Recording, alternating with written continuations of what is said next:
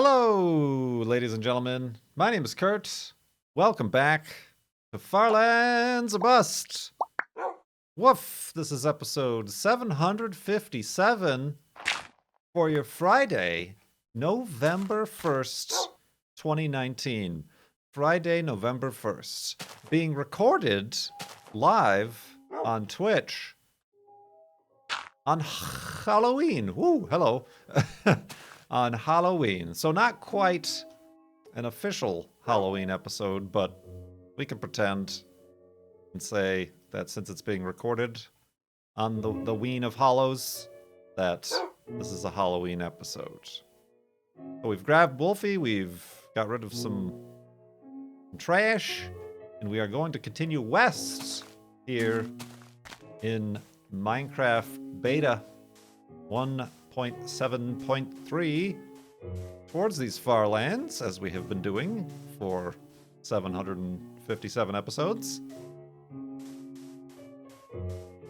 The world save, we noted that it was 29,100 megabytes at the beginning of the last episode. Do I have flint? Oh, I thought I had flint. Actually, you know what?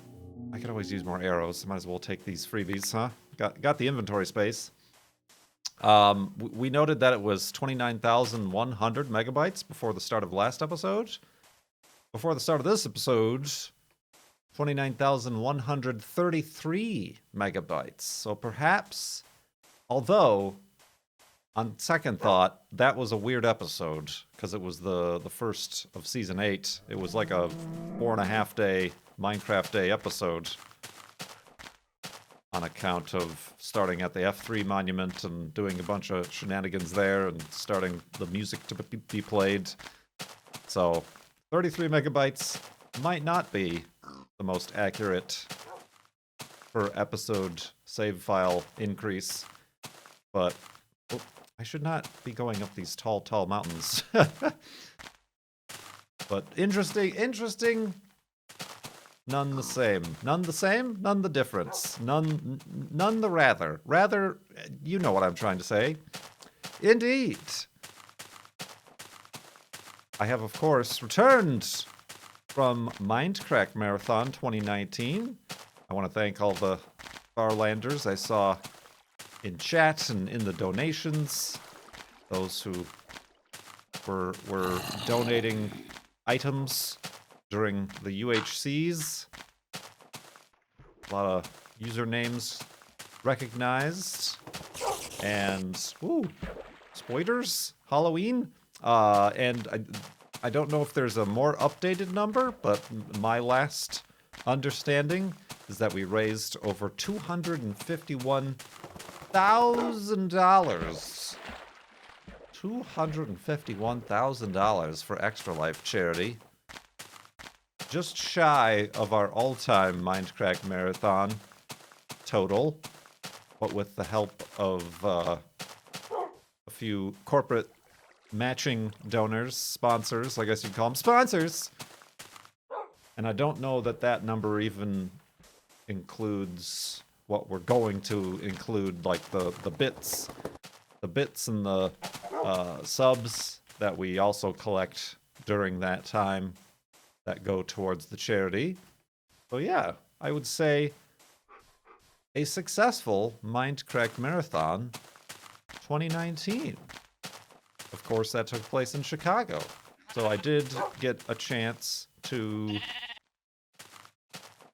go home, visit with my sisters, my dad, and my nephews. Oh, what Goober wanted me to say something. Probably just like Goober says hi or something like that. I can't remember specifically what it was. But Goober says hi. Goober is still Goober. Although Goober is very much more into things like Fortnite and Apex than perhaps Minecraft these days. So yeah, visited home. I did have Luminati's pizza, and it tasted very good, although it got me sick. Not sick, but it's not a cross-contamination free kitchen, So it's always a chance. People always ask me, oh, don't you ever just want to cheat with your gluten or just have this thing? I say 100% no, except for Illuminati's pizza. Just because there's no other pizza that tastes the same, even if I am getting the gluten-free crust. So that's the one where I take a risk. And this time the risk didn't pay off. But it was still worth it. It wasn't horrible. I've had certainly worse reactions. But I did just have to spend a little bit of time in the bathroom. That's all I'll say about it. But yeah, otherwise, I'm not like people went to Portillo's and I just got like fries and a salad. Sure, having a Portillo hot dog or an Italian beef would be nice, but I'm not gonna risk it for that biscuit. Oh, careful now. Speaking of risky situations, okay, I got careful, Wolfie. Going straight for the hole. Portillo's is overrated, I see in chat. Well, the thing is you have to remember that it's still fast food. Even if it's a regional fast food and people certainly have a regional affinity for it, it's still fast food. It's not gourmet dining. It's still a hot dog or an Italian beef. So I say to people being let down by Portillo's, like perhaps we're expecting some fine ethnic regional cuisine or something like that. It's just a place. Just like sports teams or a particular sports park, football stadium or whatever. Don't get your sandwich dipped. I always liked them dipped. And I feel bad because Justin got it dipped and he said it was soggy. And I'm like, well, yeah, that's kind of the point. Although, I don't know, maybe dipped means something different now than when I got it dipped.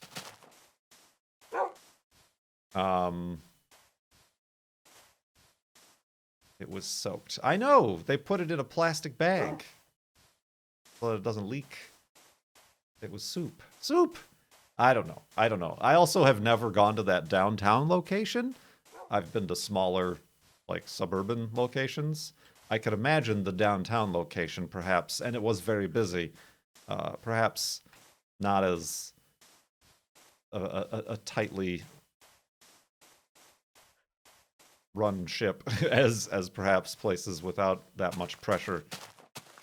Cone Dodger says the hot dog was great. Great! 8 out of 8. Great hot dog. But yeah, anyway, that's also kind of a problem trying to do touristy things. Did that sheep just like do a little sprint there? Did you see that? Trying to do touristy things in a group of like 15 people as we were, which is like kind of just an issue in general, I think.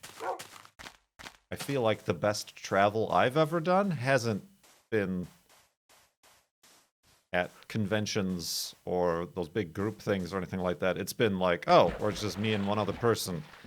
And like, we actually have time to like choose a place that we want to try and not have to worry about finding a table for 12 or arrange travel from here to there or whatever like that.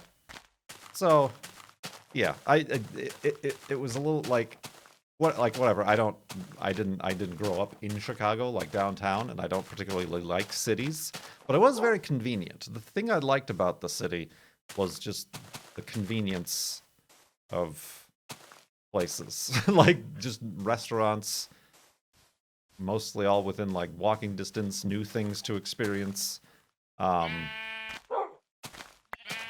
That is a positive. Coming from somebody who lives in and grew up in more of a suburban area where it's slim pickings for what I would consider good stuff. And yeah, convenience for the Mindcrack Marathon was great because our hotel was literally across the street from the location, so there was no needing to carpool a bunch of lifts across, 20-minute lift rides or waiting for public transportation or anything. to get from the studio or to the studio from the hotel and vice versa, which was, I don't know that it was a problem before, but it was just like an added annoyance. Losing that amount of time in a day when you're already awake for 15 hours or whatever. And time is of higher value than in other circumstances. Well, let's go to sleep, and we can continue rapping. Rapping? Yes, rapping. I am now an artist of the hip-hop. In the morning.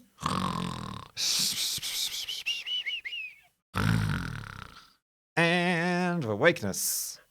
Ah, I knew that was going to happen, but I still did it. We're fine. Continuing on here. Boy, I'm apparently out of practice. I was out of practice recording the last episode, but now I'm super out of practice. Well, let's try to get some flint, since I found 2 feathers. There's one. Ah, careful, Wolfie. Yeah. Oh, there's the second one. All right. I'm good. Good on flint. We can make a few more arrows now. What else? Speaking of food, I mean, when I first got there with my sister, I went to a very good, although very hipstery barbecue place. That's kind of out on the west loop. There's a is it Randolph Street? Or I think so. That's just like known as Restaurant Row. That's where that was out of the way for everybody, but that's where people should have gone if they wanted food. But there was a really good barbecue place. Can't get good barbecue here in Seattle. So went to a very good barbecue place. It was very crowded. There was a line, but they had gluten-free cornbread. They had gluten-free cornbread to have with my barbecue. That was good. I forgot what it was called already, but meat was in the name. Something meats. Something street meats. That was very good.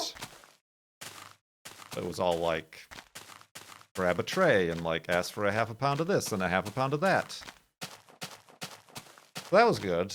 And then I found a donut place. I don't know how long they've been around, but this Do Right Donuts, they have gluten-free donuts. Half a pound, yeah, that's what you order it by, Cone Dodger. For sharing. So me and my sister got half a pound of chopped brisket and half a pound of pork ribs. And potato salad and cornbread.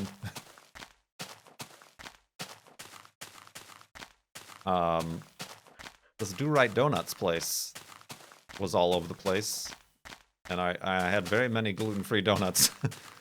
And it was very convenient because they also had, like, you buy a donut and then you can get a small coffee for $1. For $1! So I did that. And it was good coffee, too. It was, I didn't go to Intelligentsia Coffee. You know, the few times I have gone to an Intelligentsia, like, coffee shop, house, place, cafe, I guess, whatever you want to call it, they're a little bit, what's the word I'm looking for? They're a wee bit pretentious, maybe a little bit. It's that kind of a fancy coffee place, and they also, at least the ones I've checked out, they don't themselves have, like, gluten-free options for treats. For treats and various pastries. But the coffee that this Do Right Donuts place had is dark matter coffee, which is kind of, I think, apparently like a new Chicago-based roaster. Now that we learned that Intelligentsia and Stumptown were bought by Pete's Coffee, capitalism. So yeah, I really enjoyed that. Ooh, look at this place. It's a big old crater.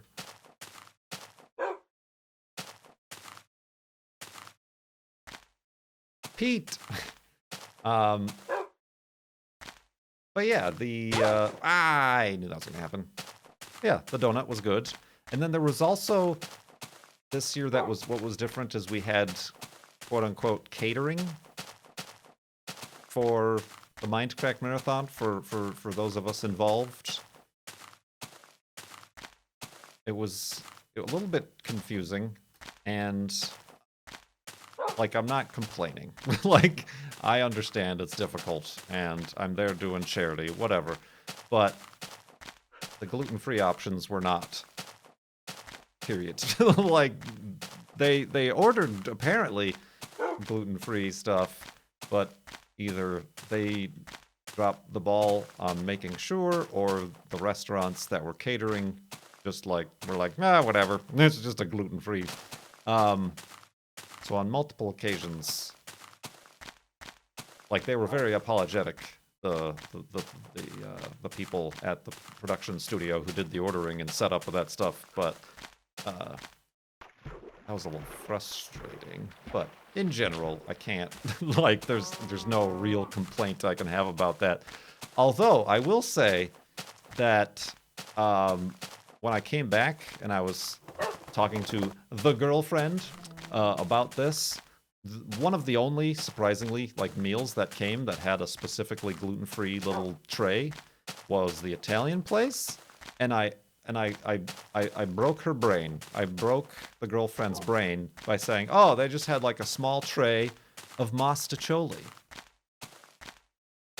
And she absolutely lost it in that she hadn't heard the term Mostaccioli in many a decade. See, she's also from the Midwest, which might be one of the reasons we get along so well. And apparently, Mostaccioli isn't a real thing. It's apparently just a word from Chicago that describes penne pasta in a red meat sauce in a tray. Like, presented in a tray in a family-style dining situation. Mostaccioli. I had no idea that it was just a Chicago thing. I've always heard of Mostaccioli. I've never seen it on any sort of menu or anything like that. But yeah, apparently Mostaccioli is just penne pasta in a meat sauce, or maybe not even a meat sauce, just a red sauce. It is. Look it up on the internet. Look it up on the Urban Dictionaries. Mostaccioli is literally just a Chicago thing.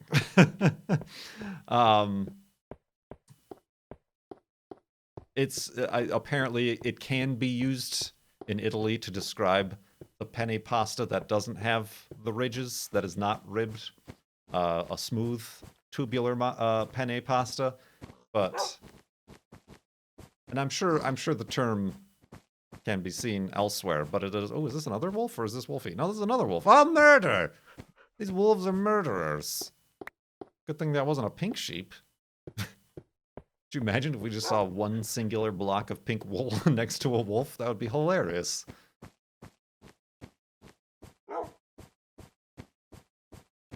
So yeah, I completely just I busted her noodle. Apparently, if that can be said. Cone's emote, busted noodle, is a penne pasta, alternately a Mostaccioli. But yeah, that was funny. Oh man. But yeah, I mean, like, we had, like, there was a ramen place we went to. All of the dining mostly took place outside of the marathon, it seems. But yeah, otherwise the marathon itself, I thought, went very well. We are still very much discussing in the background what we've learned from this one, how to approach things better next year, items or segments to improve or segments to cut. I think myself and many others might have started to feel like a vast majority of the stream ended up being Mindcrack cooking show.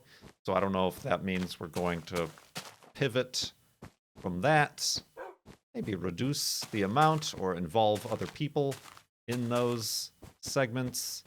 And I had a long chat with Twitch chat, a few days ago during a stream about, like, internally to myself, I feel like there was no video games for a video game crew such as Mindcrack, to not really have any video gaming during their charity marathon felt weird to me.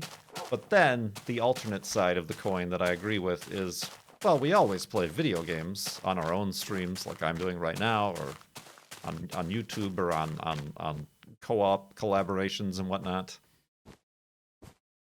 The way to get people interested in the charity marathon is to do something different, and that would be things like cooking challenges, or Lego building, or you know, whatever IRL things that we can take advantage of being all in the same room sort of thing.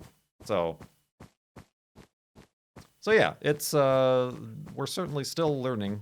We even, despite this is our 6th year doing it, surpassing $1 million total over the course of the 6 years raised for Extra Life charity.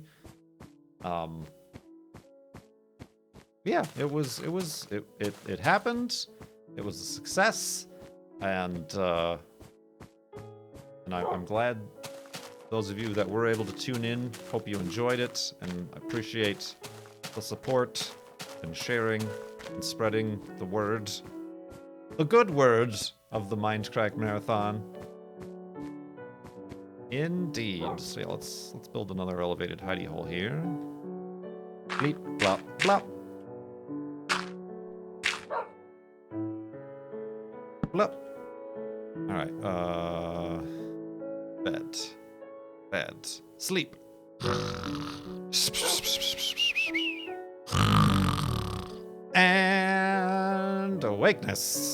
And awakeness. Whoop. Hello.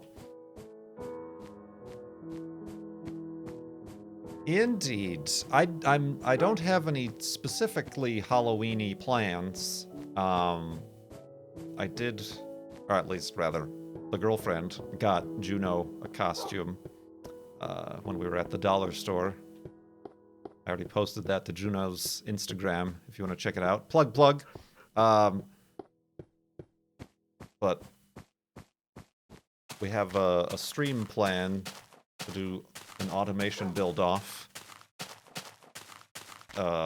in the Monster Factory Halloween theme. That should be interesting after we're done recording this. And then the girlfriend is coming over, and she's bringing a movie, which I'm a little bit unsure of. She's into those horror movies, spooky Halloween-y movies, and she's bringing a movie for us to watch, and I don't know what to expect. As you know, I'm not a fan. Not a big fan. So we'll see how that goes. I bought a little tiny bag of candy. I have not ever gotten... I've never, I guess, sat and listened for trick-or-treaters, but I've never gotten trick-or-treaters. I'm kind of like in a hidden corner of my subdivision, and I don't have like a pumpkin out or anything like that. So there's no symbol saying "come here" for candy. But we'll see. But yeah. Also, recording this episode of Farlands of Busts. Why not? Why not, indeed? Was there anything else I missed? I'm sure there's a bunch more, like, stories of stuff I missed from the weekend. Zombles.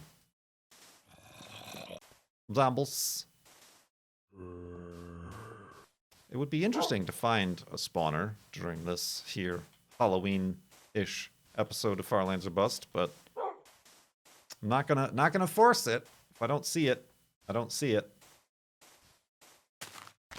This floating situation. Also haven't seen any pumpkins. We saw a few pumpkins last episode, but I thought it was too early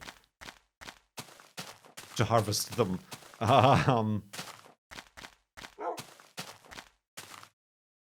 Zombies can spawn with pumpkins today. Well, you might be thinking of the current version of Minecraft. This is Minecraft Beta 173. I don't believe that those sorts of things apply to this 5-year-old, 6-year-old, 8-year-old version of the game.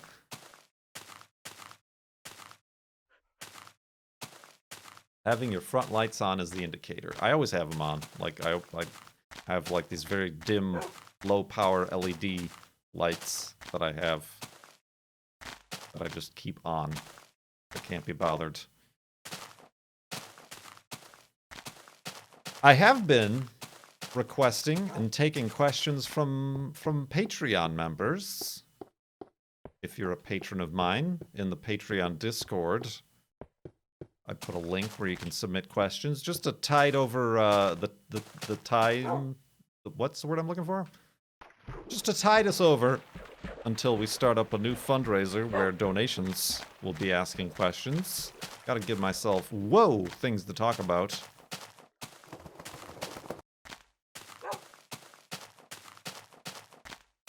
Such as this one from TDW fan.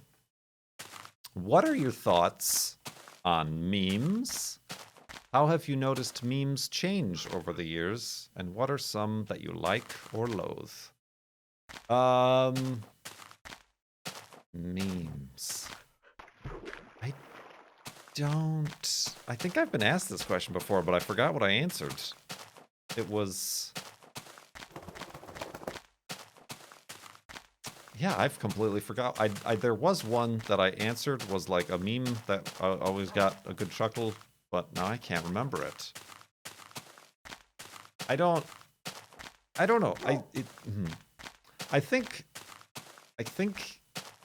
they've certainly made her well in. Yeah, that's a recent one. That one I've seen just in the last 6 months or so.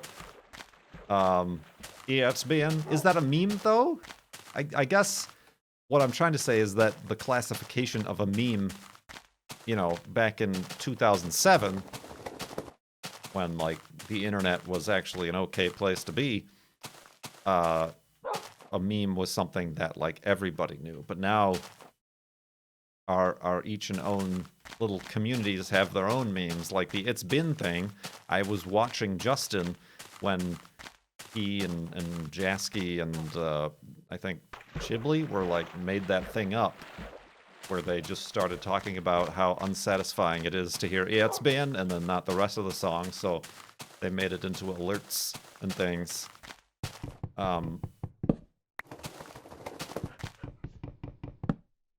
So yeah, it's difficult to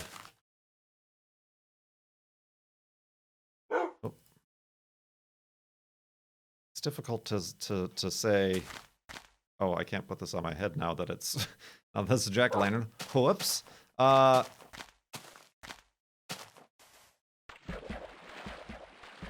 that's tough. Are there any that you like or loathe? Well, I'm not a fan of the ones that have been co-opted for bad things, like the Pepe the Frog thing. I'm surprised when I still see that, and yeah, I know, like, you can make all sorts of excuses that the creator killed and resurrected the frog and it shouldn't have the meaning that it has, but it still has the meaning. And, like, you can't separate it from that, and you can't blame people for attaching and still having that meaning in the back of their head. So I just do my best to avoid it, and it's just kind of, to me, it's surprising to still see it and variations of it being used. So there's other, that's just one example. There's other ideas, you know, things like that, that it's just kind of cringy, I guess. It's kind of like, are you sure? You want to do that? I mean, okay.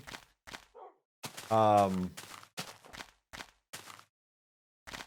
yeah, I can't really... Like, is the Homer Simpson... Like, there's so many... Are any of the Simpsons, quote-unquote, memes? Memes? Like, it's all just nostalgic Simpsons. Like, the Homer... I have my own emote. The Homer going, "Nerds!" Is that a meme? I don't think so. I mean, there's the Frickanack, whatever that website is, where you can make your own Simpsons GIFs and memes. Like, it's just endless. Completely endless as to what you can do. Oh, blip, blip, blip, blip. Hey, there we go. Woo! Hey, this is like doing VR. Oh, that's right. I forgot. I did VR, like, for literally the first time ever in my life during the Minecraft marathon. And yes, I didn't have time to properly set it up for my own eyeballs. And also, we played a cheesy horror game that was probably and definitely not the best representation of modern VR. But I was still a little bit underwhelmed. Like I still felt like I had this, like the goggles. I had the goggles, the binocular vision, like looking through two portholes with my eyes. I thought I was gonna be like engrossed. All right, this is making me actually ill. Speaking of which, I thought I was gonna be surrounded by the scenery, panoramically wise, and it kind of reminded me a little bit of just the cell phone VR headsets that I've tried. I was a little bit disappointed. So I'm in no rush, even more so, to go out and buy one. But I thought I did well. I mean, I was spooked, but by like the door opening in my face, I like grabbed the door to open it, and I didn't realize. I thought it was just gonna I was gonna be the one to open it, but it like slammed open in my face. And I'm like, Jesus, that was the scariest part of the entire game. But yeah, I did that. Sorry. Oh man, I think as far as the memes are concerned, another problem is how there are. I've noticed this problem on Instagram, but it's on Twitter and elsewhere. The wholesale stealing, ripping off, and then the compilation accounts that have like, I don't know why. I mean, I know why, but I don't know why, have like millions and millions of followers. And all they're doing is stealing images or memes or whatever from other sources without crediting, and then they themselves, as a creator of content, that annoys me a bit. So yeah, that was a question from a patron, and we talked and talked and talked about it. But this is where the talking ends. Let's, I guess, build into the side of this mountain. Oh, here we go. This is pretty good. Whoa, go! Dang it! You dang noodle. Have a seat. Halloweeny. There we go. Good lord. Are you... Dang it. There. Trick or treat. Have a treat. Let's dig in for the episode. This is going to be a fancy French doors opening to this hidey hole.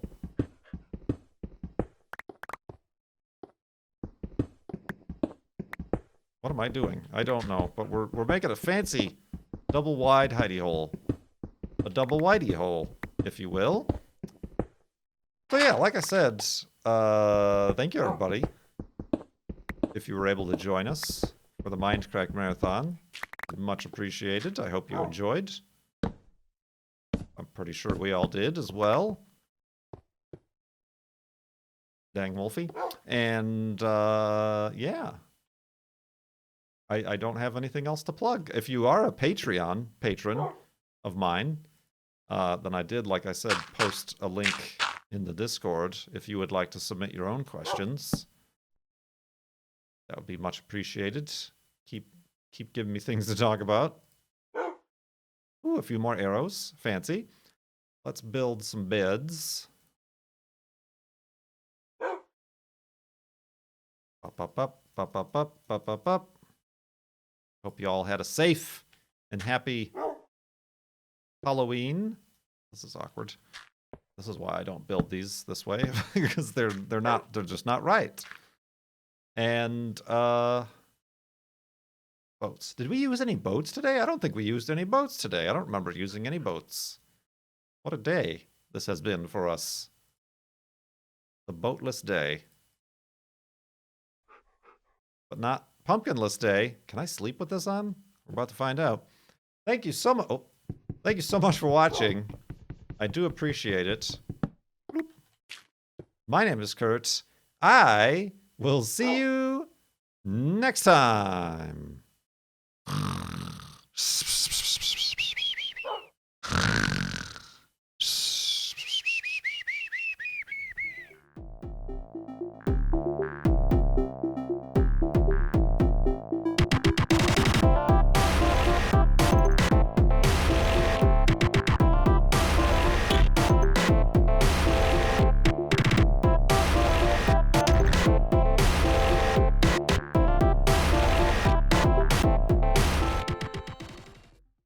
Come here for candy.